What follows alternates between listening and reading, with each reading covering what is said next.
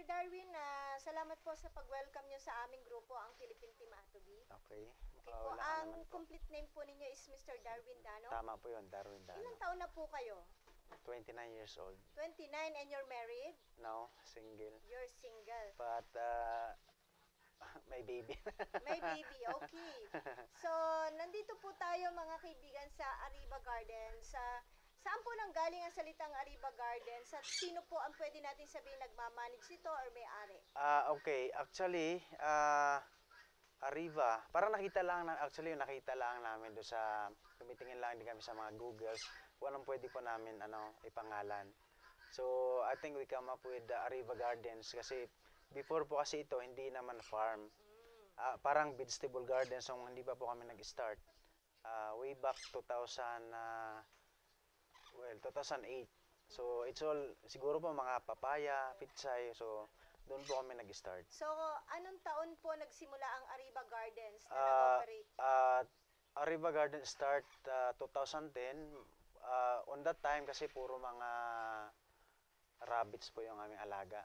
So I think we have 200 heads on that time. So And then bukas po sa public yon. no, well, yes, minsan po mayroong pumupunta dito gustong makita yung mga rabbits, yung mga gustong bumili.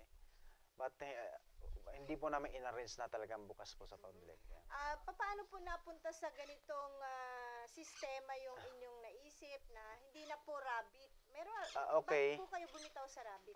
Yung rabbit po kasi hindi naman mahirap ang market, kailangan yung value ng napakababa. Pangalawa, napaka labor intensive kasi kailangan yung isang rabbit kasi dapat tagi-isang cage. Hindi pwedeng sama-sama sila dahil nagpapatayan po ang mga yan eh. Opo. So, hindi kaya kumbaga lugi talaga sa dahil napaka labor intensive, So, mas kailangan ng tao. mahirap i-manage. Mas mahirap po i-manage. Kayo po ba nagmamanage ngayon ng Arriba Gardens? Yes, ako po ang nagmamanage. Yeah. So, ito po ay gaano po ang laki ng sukat, yung area po?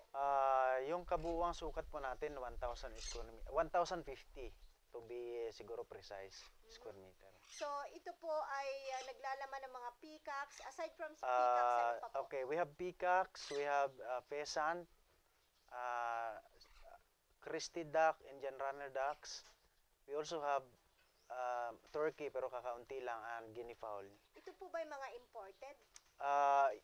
Well, yung peacock po natin galing po sa ibang, imported po yan, pero usually dito na po, locally bred na po ang mga yan. Turkey, usually turkey naman, alam na po natin na ang mga yan talagang locally bred dito lang po sa atin. Pag nagladlad siya ng kanyang buntot, nakita na natin yung ganda, ang ibig sabihin pala nun para siyang nanliligaw. Tama po yan. Kailan po ba ang breeding season? Usually kung nakikita nyo, ngayon, December, usually it's either late November or early December hanggang, let's say, mga May. Kasi depende po sa female. Minsan yung female, pwedeng mag-breed ng December, yung iba naman hanggang May, nag-i-start sila. So yung female, yung male naman po hanggang May, hanggat hindi po sila nagmo-molt, pwede po sila mag-breed. Sa inyo pong karanasan at pag-aaral at pagsasaliksik, ano po yung mga sakit or problema na na-encounter sa pag-alaga ng peacock, lalo na nung hindi pa kayo gumagamit ng technology? Okay, before, siguro, common talaga yung respiratory problem. So, merong inner respiratory or outer. Usually, yung inner respiratory, yung parang ngumanganga sila, pero wala naman tayo nakikitang, let's say, sipon or ano ba yung mucus na parang lumalabas. Parang huminga. Hirap silang huminga, and parang hinahabol lang gano'n. Yung second na is yung outer, yung makikita mo talaga yung runny nose. So, usually, binibigyan namin antibiotic with the help of Atobi. Sa ngayon? Yes, tama po. Gumagaling naman po agad? Kinumpare namin nung hindi pa kami gumamit ng Atobi, mas before, parang mabagal yung recovery compared dun sa ngayon na gumagamit po kami ng Atobi. So, sa tingin po namin, very effective po talaga. Very effective. Bukod po doon sa ating mga peacocks, lahat po ba ng alaga nyo ritong hayop at ibon ay binibigyan nyo ng Atobi? Yes, lahat po. Minimix po namin sa water, siguro 1 tablespoon in 1 gallon. Paano nyo po nalaman ang Atobi? Mayroon po kaming client, actually pang Tagaytay. So kasi nagpunta po ako sa kanila tapos pinakita niya sa akin yung Pakete kasi sabi niya very effective. So that's how doon po namin nalaman kung paano. So trinay namin tapos nung na-try po namin sa tingin namin very effective din. So until now ginagamit po namin. Napansin po namin na talagang user kayo ng Atobi kasi pagpasok pa lang po dito sa aviary ninyo, Okay. wala po talagang baho ng dumi. Siyempre, dumudumi rin sila. Yes, of course, and, yes. mabaho yan kung tutusin. Pero wala kaming naamoy na mabaho. Yes, sa tingin ko po kasi before hindi po kasi this year lang po eh. So before po hindi ko po alam kung gaano nakatagal ang atubi. Hindi po namin alam nung time na 'yon. So sa tingin ko malaki po na itulong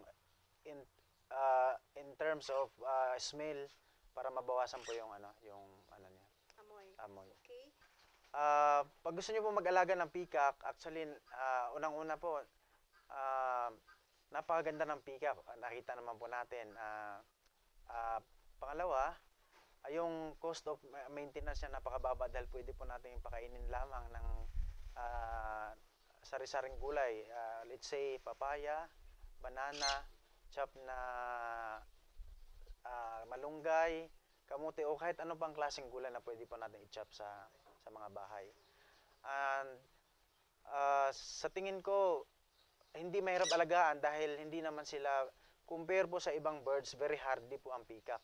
So hindi sila pag inalagaan po natin, hindi po kailangan natin ng kahit anong bagay na gawin para lang hindi sila magkasakit. At with the help of Atobi, of course, napakaganda po. So, yan po ang may iwan yung tips sa ating mga Yes. viewers. And usually, mga first time na gusto magkaroon ng peacock, we advise na bumili muna ng blue. Kasi yun yung pinaka-common natin na peacock. So, Okay. Sige, Sir Darwin, maraming salamat po. walang anuman po.